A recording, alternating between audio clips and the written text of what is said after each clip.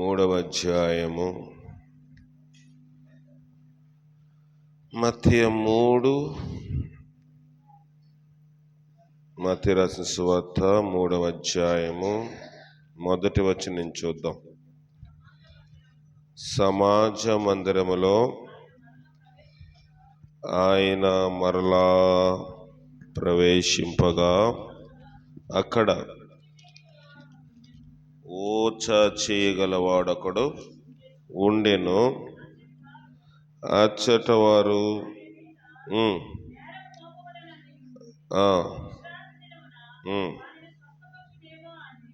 మత్తయి 3:1 ఆ దినములయందు బాప్తిసమిచ్చు యోహాను వచ్చి పరలోక రాజ్యము సమీపించి ఉన్నది, మారు మనసు పొందడని యూదయ అరణ్యములో ప్రకటించుచుండెను. ప్రభు మార్గము సిద్ధపరచుడి, ఆయన త్రోవలు సరళము చేయడని అరణ్యములో కేక వేయునొకని శబ్దమని ప్రవక్త అయిన యెషయా ద్వారా చెప్పబడిన వాడై ఇతడే. యోహాను ఒంటి రోమముల వస్త్రమును మొల చుట్టూ తోలెదట్టియు ధరించుకునివాడు, మిడతలను అడవి తేనెయు అతనికి ఆహారము. యెరూషలేము వారును యూదయ వారందరూ, యొర్దాను నది ప్రాంతముల వారందరూ అతని వద్దకు వచ్చి, సరిపోతుంది. ఆ దినములో బాప్తిసమిచ్చు యోహాను వచ్చి పరలోక రాజ్యము సమీపించుచున్నది. పరలోక రాజ్యము సమీపిస్తే ఏం చేయాలంటాం? మారు మనసు పొందడని యూదయ అరణ్యములో ప్రకటించుచుండెను. ఈ సువార్త, ఈ బాప్తిసమిచ్చు సువార్త దాదాపుగా 2000 సంవత్సరముల క్రితం నుంచే ప్రకటించబడుతూ ఉంది. పరలోక రాజ్యము సమీపిస్తూ ఉంది. అప్పుడే సమీపిస్తే ఇప్పటికి ఎన్ని సంవత్సరాలు అయిపోయింది? 2000 సంవత్సరాలు అయిపోయింది. ఆ వాక్యం ఇలాగే చెప్తారులేండి. ఆ దినమైనను ఆ గడియైనను మీకు తెలియదు కనుక మెలకువగా ఉండమని చెప్తారు అనుకుంటున్నాం. నీతి దృష్టికి 1000 ఏండ్లు గతించిన నిన్నటి వలె ఉన్నవి. దేవుని దృష్టిలో 1000 సంవత్సరాలు అయితే ఒక్క రోజులాగా ఉంటుందంట. కనుక మనకి 1000 సంవత్సరాలు అంటే 10 తరాలు గతించిపోతాయి, కానీ దేవుని దృష్టిలో 1000 సంవత్సరములు గతిస్తే ఒక రోజు వలె ఉంటాయి. కనుక బాప్తిసమిచ్చు యోహాను యూదయ అరణ్యములోనికి వెళ్ళి పరలోక రాజ్యము సమీపిస్తుంది గనుక మారు మనసు పొందడని ప్రకటిస్తూ వస్తా ఉన్నాడంట. ఇప్పుడు మారు మనసు పొందాలి. 3వ వచనంలో అంటాడు, ప్రభు మార్గము సిద్ధపరచుడి, ఆయన త్రోవలు సరళము చేయుడి. ప్రభు మార్గము ఎవరు సిద్ధపరచాలంట? మనము సిద్ధపరచాలి. ఆయన త్రోవలు మనము సరళము చేయాలి. ఇది కొంచెము భిన్నమైన వ్యత్యాసమైన బోధగా అనిపిస్తుంది, కానీ మీకు అర్థమయ్యేటట్లు చెప్పాలంటే, ఒక ఎమ్మెల్యే ఈ ఊరు వస్తున్నాడు అనుకోండి, ఆయన అన్ని శుభ్రం చేసుకుని వస్తాడా? చెప్పండి. మనం అన్ని శుభ్రము చెయ్యాలి. దారిలో ఎక్కడైనా గొయ్యలు ఎత్తు పొలాలు ఉంటే అన్నిటిని మనం సమానంగా చేస్తాము. ఇంకా ఆయన స్వాగతించడానికి పుష్పగుచ్ఛములు, బొకేలు, పూలదండలు అన్నీ పట్టుకొని నిలబడతాము. ఆయన ఒకవేళ ఆ వేదిక మీద ప్రసంగించాలంటే వేదికను మీటింగ్ ప్రాంగణమును మనం ఏర్పాటు చేస్తాము, మైక్లు ఏర్పాటు చేస్తాము, వచ్చేవారికి వసతులు ఏర్పాటు చేస్తాము, మంచినీళ్ళు ఏర్పాటు చేస్తాము. ఇవన్నీ ఎమ్మెల్యే ఏర్పాటు చేసుకుంటాడా? చేసుకోడు. మనము ఏర్పాటు చేస్తే ఆయన వచ్చి ఆయన చేయవలసిన కార్యక్రమము చేసి ముగించి వెళ్ళిపోతాడు. అలాగే ఈ లోకములోనికి ప్రభు రాజ్యము సమీపించాలి అంటే, ఈ లోకములోని దేవుని రాజ్యము సమీపించాలంటే ప్రభు మార్గమును మనం చేయాలంట, సిద్ధపరచాలి. రెండవది, ఆయన త్రోవలు సరళము చేయాలి.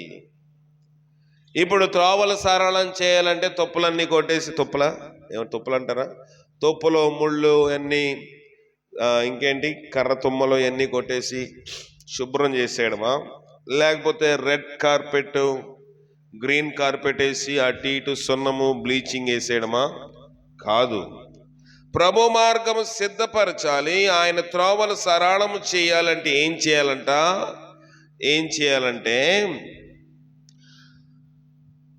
6వ వచనములో 5వ వచనం చదవండి. ఆ సమయమున యెరూషలేము వారును యోదయ వారందరూ యొర్దాను నది ప్రాంతముల వారందరూ ఆ బాప్తిస్మమిచ్చు యోహాను యొద్దకు వచ్చి తమ పాపములు ఒప్పుకొనుచు యొర్దాను నదిలో అతని చేత బాప్తిస్మము పొందుచుండిరి. ఏం చేస్తున్నారంట? తమ పాపములన్నీ ఒప్పుకొనుచు బాప్తిస్మం తీసుకోవాలి. ఇది బాప్తిస్మం యొక్క సారాంశము. బాప్తిస్మం యొక్క ముఖ్య లక్ష్యం ఏంటంటే, యొర్దాను తీర ప్రాంతంలో యొర్దాను ప్రాంతం వారందరూ యోదయ అరణ్యంలో ఉన్న బాప్తిస్మమిచ్చు యోహాను యొద్దకు వస్తే వారందరూ ఏం చేశారంటే తమ పాపములను ఒప్పుకొనుచు. ఈ సహవాసము LEF లేకపోతే లెమన్స్ ఇవాంజలికల్ ఫెలోషిప్ అంటే సాధారణ సువార్తిక సహవాసము. సాధారణ సువార్తిక సహవాసము యొక్క ముఖ్య ఉద్దేశం ఏంటంటే, సాధారణమైన వ్యక్తి కూడా, అంటే మారు మనసు కలిగి దేవుని అనుభవంలో దేవునితో సహ సంబంధం ఉండే వ్యక్తి కూడా వాక్యము బోధించే అర్హతను కలిగి ఉంటారు. ఇప్పుడు ఇంకా కొన్ని బైబిల్ ట్రైనింగ్లు, బైబిల్ కాలేజీలు ఏర్పాటు చేశారు. కానీ ఈ సహవాసం నాయకులైన డానియల్ గారు అయితే ఆయన దినముల్లో ఇన్ని బైబిల్ క్లాసులు ఏమి ఉండేవి కాదు. మారు మనసు పొంది దేవుని చేత వాడబడే ఎవరైనా సరే, అది ఎంత పెద్ద కూటమైనా, ఎన్ని లక్షల మంది రానివ్వండి, వారు వాక్యము చెప్పడానికి మొదటి స్థానంలో ఆయన నిలబెట్టేవారు. ఈ సహవాసం యొక్క క్రమం అది. బైబిల్ ట్రైనింగ్ అయ్యామా, లేకపోతే మంచి డిగ్రీ వచ్చిందా, బిషప్ అయ్యామా, రెవరెండ్ అయ్యామా, థియాలజీ చేసామా, మాస్టర్ ఆఫ్ థియాలజీ చేసామా, ఇవన్నీ కాదు. మారు మనసు పొంది ఎవరైతే పాపములు ఒప్పుకుంటారో, ఇప్పుడు మన ఎమ్మెల్యేలను చూడాలంటే ఏం చేయాలి? ఎవరి దగ్గర అపాయింట్మెంటు తీసుకోవాలి. అంటే ఆ వ్యక్తి మనకి పరిచయం అయ్యి ఉండాలి, ఆ పార్టీ వాళ్ళు అయి ఉండాలి. లేకపోతే ఒక గవర్నమెంట్ అధికారిని కలవాలంటే అక్కడ నా బంట్రోత్నో జబేదారునో వెళ్ళి మనం కలిస్తే వారు అపాయింట్మెంట్ ఇస్తారు. మరి దేవుణ్ణి చూడాలంటే ఎలా చూస్తాము? హృదయ శుద్ధి గలవారు ధన్యులు, వారు దేవుణ్ణి చూస్తారు. హృదయ శుద్ధి ఎప్పుడు వస్తుందంటే పాపములను ఒప్పుకున్నప్పుడు హృదయ శుద్ధి కలుగుతుంది. హృదయ శుద్ధి మనకు కలగాలంటే పాపమును ఒప్పుకోవాలి, ఒప్పుకొని విడిచిపెట్టాలి. అప్పుడు హృదయం అంతా ఏమైపోతుందంట? శుద్ధి అవుతుంది. హృదయంలో పాపమును పెట్టుకుంటే, మనసులో ఆలోచనలో పాపం పెట్టుకుంటే దేవుని మనం ఎప్పటికీ చూడలేము. కనుక హృదయ శుద్ధి గల వారు ధన్యులు, వారు దేవుణ్ణి చూస్తారు. హృదయ శుద్ధి ఉందా? హృదయ శుద్ధి మనందరికీ కావాలి అని దేవుని వాక్యం సెలవిస్తా ఉంది. బాప్తిస్మం యొక్క ముఖ్య ఉద్దేశం ఏమిటంటే, ఏంటి బాప్తిజం యొక్క ఉద్దేశము? పాపములను ఒప్పుకొనుచు బాప్తిస్మం పొందాలి. ఇప్పుడు పాపములు ఒప్పుకోకపోతే బాప్తిస్మం తీసుకుంటే అని అనుకోవచ్చు చాలామంది. ఒక దగ్గర పౌలు అంటాడు, నమ్మి బాప్తిస్మము పొందండి. అసలు నమ్మిక అంటే ఏంటో చాలా మందికి తెలియదు. యేసుప్రభు దేవుడండి, దేవుడండి. యేసుప్రభు కూడా దేవుడండి కదా. యేసుప్రభు కూడా దేవుడండి. నేను కూడా యేసుప్రభుని నమ్ముతానండి. అది కాదు నమ్మిక అంటే. నమ్మికలోని ముఖ్యమైన భాగం ఏంటంటే విశ్వాసము. ఇప్పుడు చాలామంది అనేక ప్రాంతాల నుంచి నాకు ఫోన్ కాల్స్ చేస్తున్నారు ఈ కుల గణన వచ్చిన తర్వాత. అయ్యా ఏం చేయమంటారు? ఏం చేయమంటారు? అయ్యా ఇది చేసుకుంటే మాకు రిజర్వేషన్ వర్తిస్తుందా? ఇది చేసుకుంటే మాకున్న ఏమైనా అవి ఇవి పోతాయా? నేను అన్నాను, నువ్వు విశ్వాసవా పిశాచువా అని అడిగాను. విశ్వాసం అయితే నువ్వు దేవుని మీద నమ్మిక ఉంచు. సాక్ష్యం అయితే చెప్తాం బైబిల్ పట్టుకొని, దేవుడు అది చేశాడు ఇది చేశాడు. నేను 10 గుడ్లు ఎడితే 10 గుడ్లు కూడా పిల్లలు చేసింది కోడి. ఇది కాదు సాక్ష్యం కదా. నేను దేవుని కోసం అన్ని విడిచిపెట్టాను. దేవుడు అన్ని నాకు సమకూర్చి నా యొక్క మేలు కోసము చేశాడు. దేవుడు ఏం చేశాడంట? అంతా నా మంచికే, ఆరాధన యేసుకే. అంతా మంచికే, ఆరాధన యేసుకే అంటాము. కానీ ఇలాంటివి వచ్చినప్పుడు ఇవన్నీ ఎవరు చేస్తారులే, ఇదంతా సింగనాదం జీలకర్ర ఇవన్నీ ప్రక్కన పెట్టండి అంటారు. అవునా కదా? దేవుని మీద నమ్మిక ఇప్పుడు తెలిసిపోతుంది మనకి ఎంత నమ్మిక ఉంచుతాం అన్నది. లక్షల మంది తీసుకొచ్చి నేను కూటం పెట్టచ్చు, ఆర్భాటంగా వాక్యం చెప్పచ్చు, మీరు వినొచ్చు, పెద్ద పెద్ద కూటమంలో గంభీరంగా సాక్ష్యములు చెప్పొచ్చు. అంతా నా మంచికే అని చెప్పే స్థితి మనకుంటుందా? నేను చెప్తా ఉన్నాను అనేక మందికి, ఇది మనకి దేవుడు ఇచ్చిన ఒక మహోన్నతమైన అవకాశం. మామూలు అవకాశం కూడా కాదు. ప్రభుత్వారే మన ఇంటికి వచ్చి తలుపు తట్టి, బాబు నువ్వు అన్యుడువా ధన్యుడువా విశ్వాసువా పిశాచువా అని అడుగుతున్నారు. ఇప్పుడు మనమే చెప్పాలి, నేను విశ్వాసువో పిశాచువో. కనుక నువ్వు చెప్పే టైం వచ్చింది. ఇదిగో నేను ద్వారము దగ్గర తలుపు దగ్గర నిలుచుండి తట్టుచున్నాను. ఎవడైనాను స్వరం విని తలుపు తీసి నన్ను చేర్చుకుంటే వానితో కూడా నేనును, నాతో కూడా అతడును భోజనము. తలుపు తీయడం అంటే అది. ఎవరో తలుపు తీశారండి, వచ్చారండి, నేను తలుపు తీశానండి, ప్రభు ఎప్పుడూ రాలేదంటే కాదు. ఇది ప్రభును ఆహ్వానించడం అంటే. ఎందరు నా పేరును విశ్వసించి నన్ను ఆయన రక్షకునిగా చేసుకుని వారు క్రైస్తవులుగా పిలువబడతారో వారితో కూడా నేనును, నాతో కూడా వారును భోజనము చేస్తారు. ఇక్కడ కాదు, ఈ తలుపులు కాదు. ఈ తలుపులు తీస్తే ఊర్లో కుక్కలు వస్తాయి, పిల్లులు వస్తాయి, అన్నీ వస్తాయి. ఈ తలుపు గురించి ప్రభు చెప్పటం లేదు. దేవుని నామమును మహింపరచడానికి ఇదొక సదవకాశము. నువ్వు తలుపు తీసి నేను క్రైస్తవుడను, నేను అన్యుడను కాదు, నేను ధన్యత్వంలోకి వెళ్ళాలి, ఆయన రాజ్యంలోకి వచ్చినప్పుడు ఆయన రాజ్యంలో నేను పాత్రురాలుగా ఉండాలి. ఈ ఉద్యోగములు, లేకపోతే ఈ పని పాటలు, లేకపోతే ఈ వ్యాపారములు, ఈ భౌతిక సంబంధమైనవి కొంతకాలమే. ఇప్పుడు నాకు 44 సంవత్సరములు వచ్చేసాయి. ఇంకా మహా బ్రతికితే నా ఉద్దేశ ప్రకారం ఒకవేళ 70 సంవత్సరములు దేవుడు ఆయుషిస్తే ఇంకొక 20 సంవత్సరములు బ్రతుకుతానేమో. 20 సంవత్సరములు ఇదే శక్తితో ఉండగలనా? మ్యాక్సిమం మహా అయితే ఒక 10 సంవత్సరాలు ఉంటాను. 15 సంవత్సరాలు నేను కౌంట్ వేసుకోవట్లేదు. దేవుడు ఇదే శక్తిని ఇంకొక 10 సంవత్సరాలు కొనసాగిస్తే దేవుని కోసం ముమ్మరమైన సేవ చేయగలను. ఆ 25 సంవత్సరంలో 15 సంవత్సరములు ఒళ్ళెప్పులో కాళ్ళెప్పులో అని ఎంత తీవ్రతగా పరిగెట్టే శక్తి అప్పుడు నాకు ఉండకపోవచ్చు. కనుక దేవుడు మనకి శక్తి ఇచ్చినప్పుడు ఇంకొక 25 సంవత్సరంలో ఖచ్చితంగా దేవుడిచ్చిన ఆయుష్ ప్రకారము ఈ లోకంలో నేను ఖాళీ చేసి నా ఇంటికి నేను వెళ్ళాలి. వెళ్ళొద్దా? వెళ్ళాలి కదా, అందరం వెళ్ళిపోవాలి. కానీ దేవుడిచ్చిన ఈ టైంలోని, దేవుడిచ్చిన ఈ కృపకాలంలో మనం దీన్ని సద్వినియోగం చేసుకోవాలి అంటే మొదట హృదయమును శుద్ధి చేసుకోవాలి. రెండవదిగా హృదయ శుద్ధిని చేస్తే మనం దేవుని చూస్తాము. దేవుడు మన ఇంట్లోనికి రావడానికి ఇష్టపడతాడు. పాపములన్నీ ఒప్పుకున్నాము, కానీ ద్వారము తెరవకపోతే ప్రభు వస్తాడా? రాడు.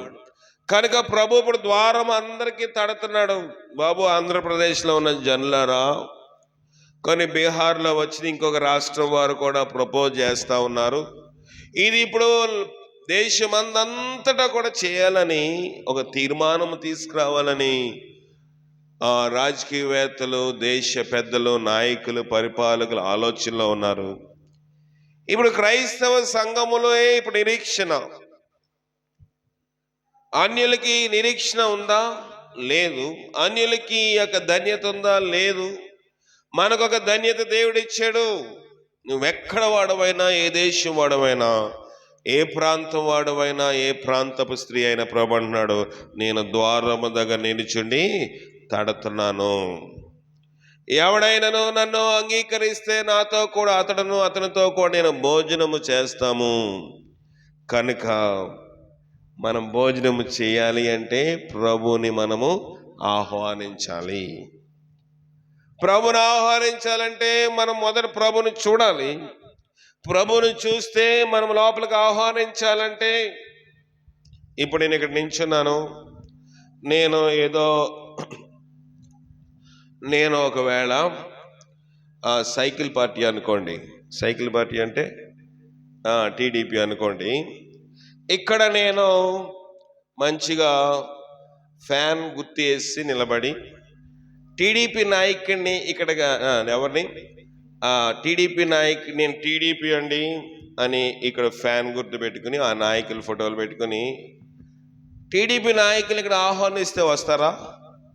చెప్పండి. ముందు ఫోటో తీయవయ్యా, అప్పుడు వస్తాము అంటారా? అనరా? చెప్పండి.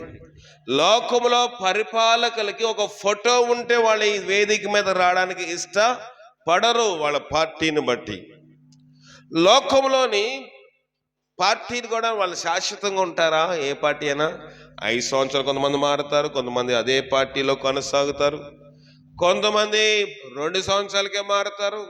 ఈ కాల వ్యవధిలోనే ఒక పార్టీ వారు, ఒక పార్టీ జెండా, దానికి సంబంధించిన సింబల్స్ అంటే గుర్తులు, వారి ఫోటోలుంటే ఆ ప్రాంగణంలోనికి వెళ్ళడానికి పడరు. మరి దేవుడు వస్తాడా? ప్రభుకి విరోధమైనవి అన్నీ మన హృదయంలో ఉంటే, దేవునికి విరోధమైనవి మనకుంటే ప్రభు అంటాడు, ముందు ఆ జెండా తీసేయి, ముందు ఆ ఫోటోలు తీసేయి, ముందు ఆ పాపమును కడిగేసుకో, అప్పుడు నేను వస్తాను. అవి ఉండగా నేను అక్కడ అడుగు పెట్టలేను. అన్య సంబంధమైనవి ఉంటే ప్రభు మన ఇంటిలోనికి కాదు కదా, మన గృహంలోనికి కాదు కదా, మన హృదయంలోనికి కూడా ఆయన రాలేడు. కనుక మనం అనుకుంటాము, నేను బైబిల్ పట్టుకున్నానండి, పేరుకి క్రైస్తవ కూటమి అవ్వచ్చు, పేరుకి దేవుని నామము సంబంధించిన కూటమి కావచ్చు, కానీ ఆ కూటమిలో దేవునికి మహిమ లేకపోతే దేవుడు ఆ కూటమిలో ఉండడు. ఒక రాజకీయవేత్తలు కావచ్చు. నేను 2007 సంవత్సరంలో ఒక సోషల్ వెల్ఫేర్ అంటే స్కూల్కి సంబంధించి ఒక మీటింగు హైదరాబాద్లో పెడితే నేను ఎందుకు అక్కడ పిలువబడ్డాను, వెళ్ళాను. ఎందుకు వెళ్ళానో కారణం కూడా తెలియదు. కొన్ని వేల మంది వచ్చారు ఆ మీటింగ్కి. నేను కూడా గెస్ట్గా వెళ్ళాను. అప్పుడు ముఖ్యమంత్రిగా రాజశేఖర రెడ్డి పరిపాలన చేస్తూ ఉన్నాడు. వస్తే అప్పుడు మంత్రి ఆ మీటింగ్ మీద స్టేజ్ మీదకి ఆయన ముఖ్య అతిథి ఆ మీటింగు ఏ రోజు అంటే అంబేద్కర్ యొక్క పుట్టిక దినమందు మీటింగు. సోషల్ వెల్ఫేర్ అంటే దళితులు ఇతర మతస్థులకు సంబంధించి అంబేద్కర్ కొన్ని రిజర్వేషన్లు కల్పించాడు కనుక ఆయన పుట్టిక దినం పురస్కరించుకుని మీటింగ్ ఏర్పాటు చేశారు. ఇప్పుడు ప్రభుత్వంలో ఉన్నది కాంగ్రెస్ ప్రభుత్వము. స్వర్గీయ రాజశేఖర రెడ్డి గారు ముఖ్యమంత్రిగా ఉన్నారు. నేను ఆ మీటింగ్కి దేనికో వెళ్ళవలసి వెళ్ళినప్పుడు అందరూ ఆ మంత్రిని పూలదండలు వేసి ఆహ్వానించి తీసుకుని వస్తూ ఉన్నారు. 2 మెట్లు ఎక్కి చూశాడు, అక్కడ అంబేద్కర్ ఫోటో ఉంది కానీ పక్కన రాజశేఖర రెడ్డి ఫోటో లేదు. ఆయన వెంటనే దిగి వెళ్ళిపోయాడు. ఆశ్చర్యం అనిపించింది నాకు. ఒక పార్టీలో ఒక మంత్రి, వాళ్ళ పార్టీ నాయకుడు, ఆ ముఖ్యమంత్రి ఫోటో లేదు. అసలు ఆ ముఖ్యమంత్రికి సంబంధించిన విషయమే కాదు. అది అంబేద్కర్ యొక్క పుట్టిక దినం సంబంధించిన ఫంక్షన్ అయితే ఇక్కడికి వచ్చిన నాయకుడు ఒక పార్టీకి, ఒక కాంగ్రెస్ పార్టీకి, ఒక నాయకుడికి సంబంధించి ఆయన వెంబడిస్తున్నాడు గనక, వాళ్ళ ప్రభుత్వం పరిపాలన చేస్తుంది కనుక, వారి ప్రభుత్వ నిధుల చేత ఆ మీటింగ్ ఏర్పాటు చేశారు కనుక, అది ఎవరి ఫంక్షన్ అయినప్పటికీ ఆయన ఫోటో ఉంటేనే నేను వచ్చి స్టేజ్ మీద కూర్చుంటాను. ఇవన్నీ లోతైన ఆత్మీయ మర్మాలుగా మనం ఆలోచించాలి.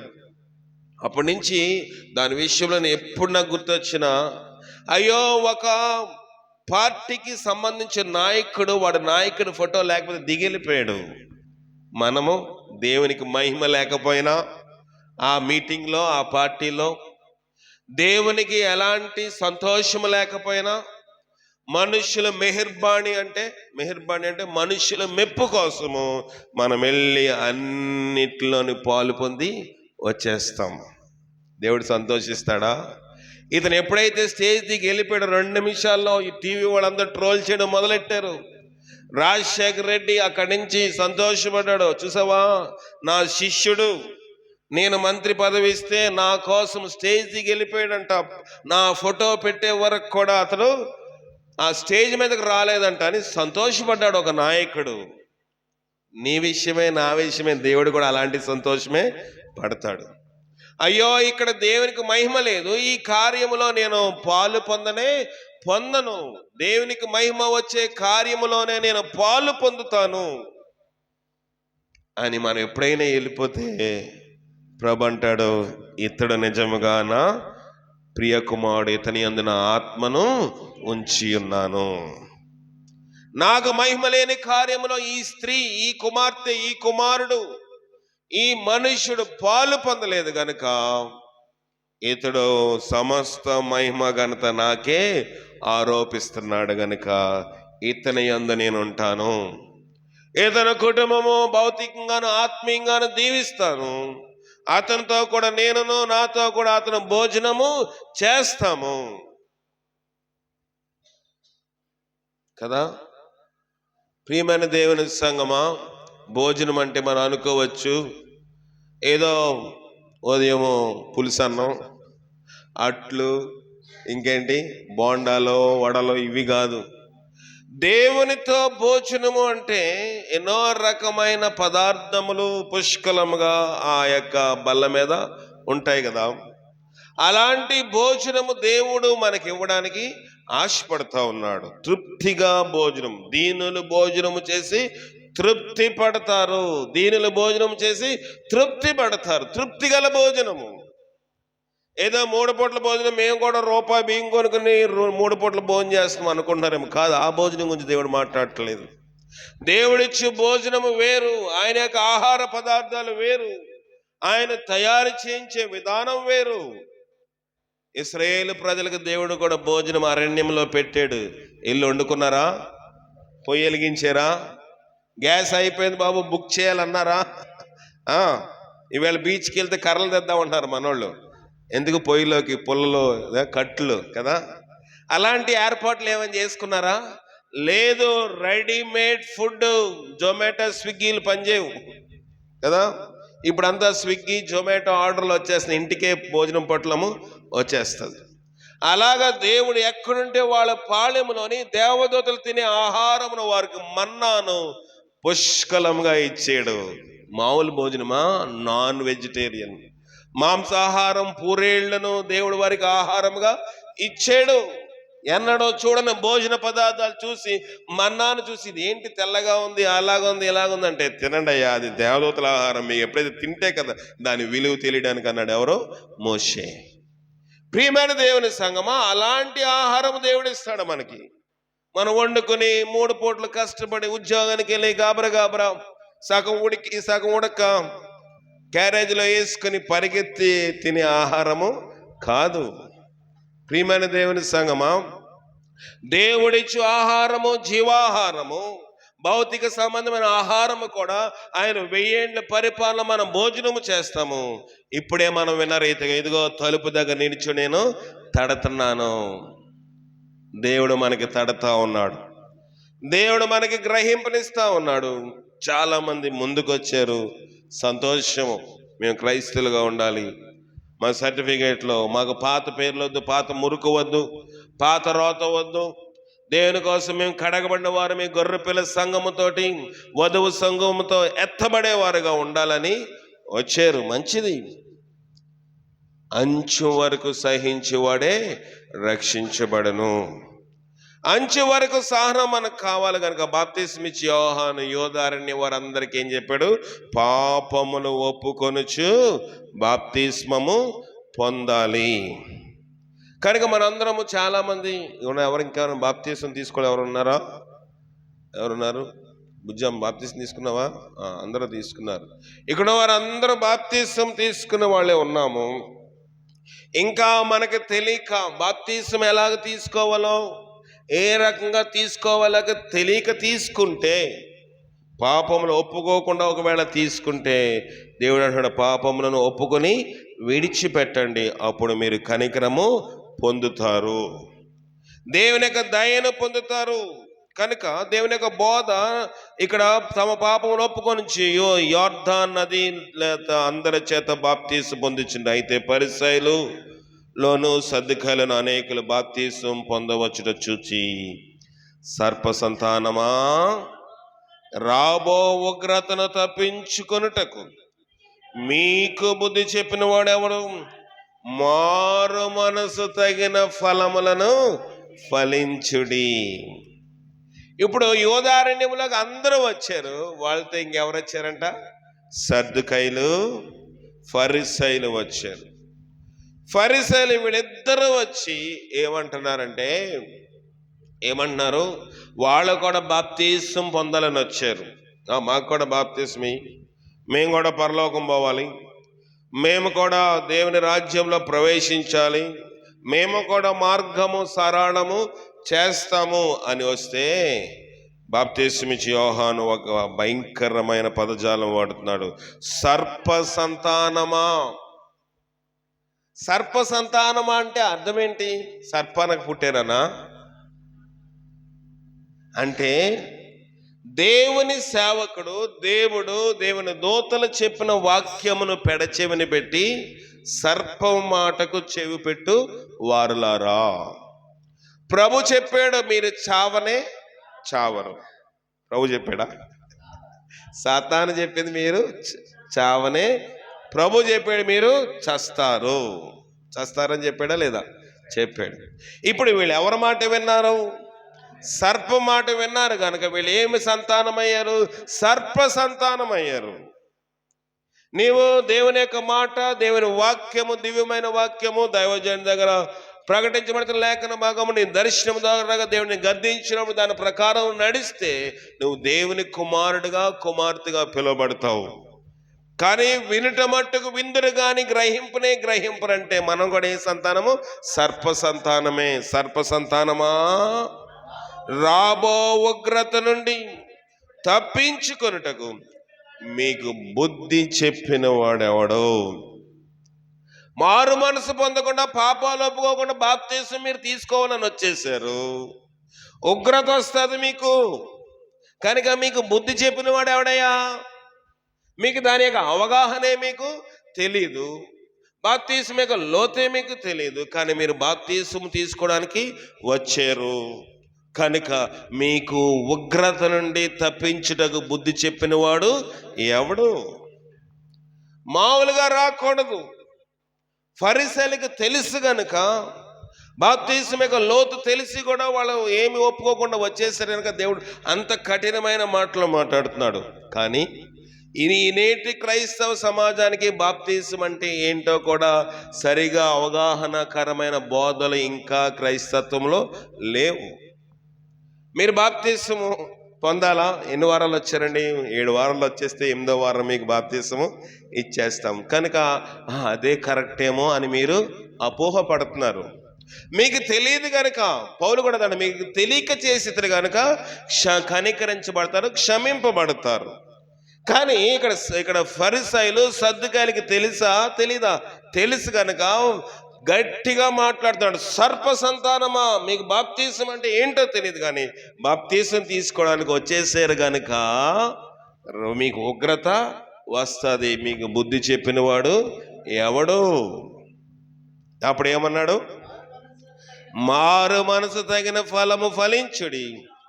అబ్రహాముకు తండ్రిని మీలో మీరు చెప్పుకొని తలంచవద్దు. దేవుడి రాళ్ల వల్ల అబ్రహాము పిల్లలను పుట్టింపగలడని మీతో, అబ్రహాము మాకు తండ్రిని మీలో మీరు గర్వపడుతున్నారు. అంటే అర్థం ఏంటి? మేము విశ్వాసులమే, అబ్రహాము విశ్వాసులకు తండ్రి. ఇప్పుడు మనం కూడా అబ్రహాము యొక్క కుమార్తెలమే. ఆత్మ సంబంధంగాను శరీర సంబంధంగా కూడా మన అబ్రహాము యొక్క కుమారులమే. దేవుడు మనం ఒక విశేష జనంగా, శేషించిన జనంగా మనల్ని ఏర్పాటు చేసుకున్నాడు. మేము విశ్వాసులమే, మేము క్రైస్తవులమే, మేము రాళ్ళకి రప్పలకు మొక్కట్లేదని నువ్వు నేను సంతోషపడుతున్నాము. అలాగని మీరు గర్వించిన అవసరము లేదు. దేవుడు కావాలనుకుంటే ఈ రాళ్ళ నుంచి కూడా అబ్రహామునకు పిల్లలు పుట్టించగలడు. మీ వల్లే కాదు, నా వల్లే కాదు, నా వల్లే సేవ జరుగుతుందని నేను అతిశయిస్తే అది వ్యర్థము. అందుకే మొర్దెకై అన్నాడు, మీరు ఊరకొని నీడలా ఈ సమయంలో నువ్వు ఈ రాజ్యాజ్ఞను బట్టి మౌనంగా ఉంటే యూదులకు సహాయం, విడుదల వేరొక దగ్గర నుంచి వస్తుంది, కానీ నీవును నీ ఇంటి వారును తండ్రి ఇంటి వారును నశించిపోతారు. ఎవరికి చెప్తున్నాడు ఈ మాట? కూతురికి చెప్తున్నాడు. చెప్పగలమా? నాకు శాపాలు పెట్టొద్దండి. శాపం పెడితే వస్తుందా? నువ్వు నాశనకరమైన మార్గంలో ఉన్నప్పుడు దైవజనుడు ఒక గట్టిగా గద్దిస్తే అది జరుగుతుంది. కానీ నువ్వు మంచిగా ఉన్నప్పుడు దైవజనుడు ఎన్ని శాపవచనాలు పలికినా అది శాపముగా మారదు.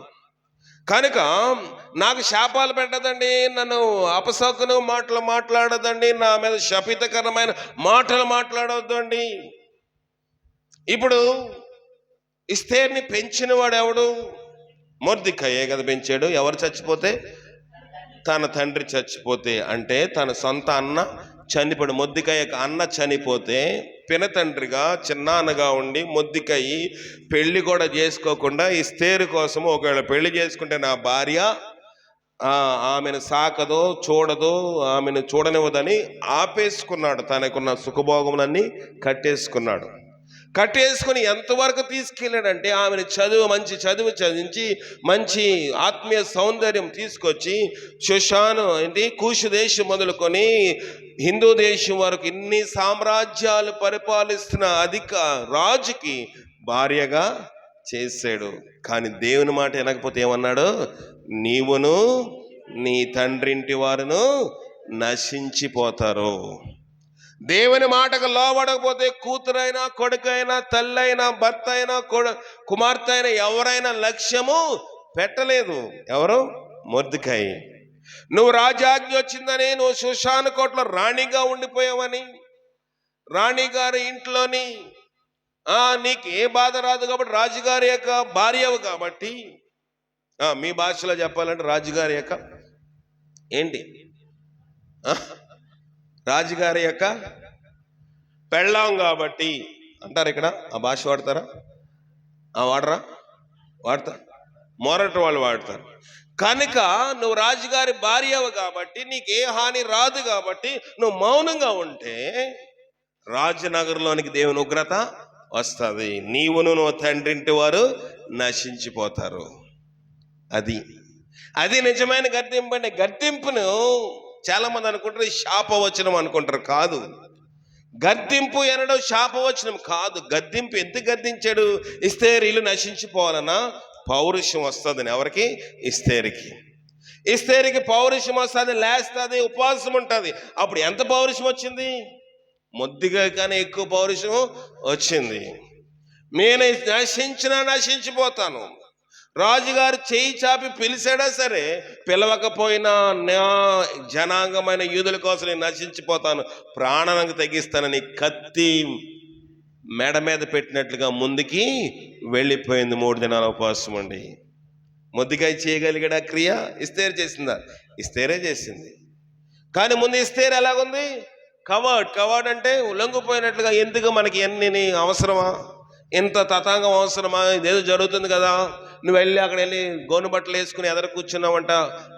మీ అల్లుడి గారి కోసం తెలుసు కదా, ఎవరిని లెక్క చేయడు కదా, ఇవన్నీ ఎందుకు? ఇదిగో బట్టలు తీసుకొని కట్టుకో అని బట్టలు మొద్దికాయకి పంపించింది. రిటర్న్ గిఫ్ట్ ఇచ్చేసాడు. ఎవరు? మొద్దికాయ. బట్టలు వేసుకున్నాడా? గట్టిగా ఇచ్చాడు వార్నింగ్, గద్దించాడు. గద్దింపునకు పౌరుషం వచ్చింది. యోధుల మీదకు వచ్చిన మరణ దండను పోగొట్టడానికి కారణభూతురాలు అయ్యింది. ఇది గద్దింపు యొక్క సారాంశం. ఇది బాప్తీసమిచ్చి యోహాను యొక్క గద్దింపు కూడా అదే. సర్ప సంతానమా, రాబో ఉగ్రత నుంచి తప్పించుటకు మీకు బుద్ధి చెప్పిన వాడు ఎవడు? మీరు అబ్రహాము కుమారులు అనుకుంటున్నారేమో, అబ్రహాము మా తండ్రి అనుకుంటున్నారేమో, అబ్రహాము మా పినతండ్రి అనుకుంటున్నారేమో, అబ్రహాము జనరేషన్, అబ్రహాం వంశావళి అనుకుంటున్నారేమో. రాళ్ళలోంచి కూడా అబ్రహాముకు దేవుడు పిల్లలు పుట్టించగలడు. కనుక మీరేం చేయాలి?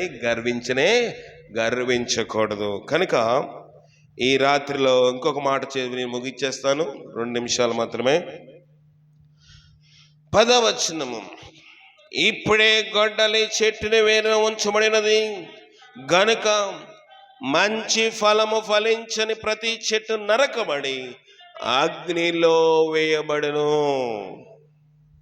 అగ్నిలో వేయబడు. మారు మనసు నిమిత్తం నీళ్ళలో నీకు బాప్తీసమిచ్చుచున్నాను, అయితే నా వెనక వచ్చుచున్నాడు నాకంటే శక్తిమంతుడు, ఆయన చెప్పుల మోయటకనెను నేను పాత్రను కాను. ఆయన పరిశుద్ధాత్మలోను అగ్నితోను మీకు బాప్తిస్మము ఇచ్చును.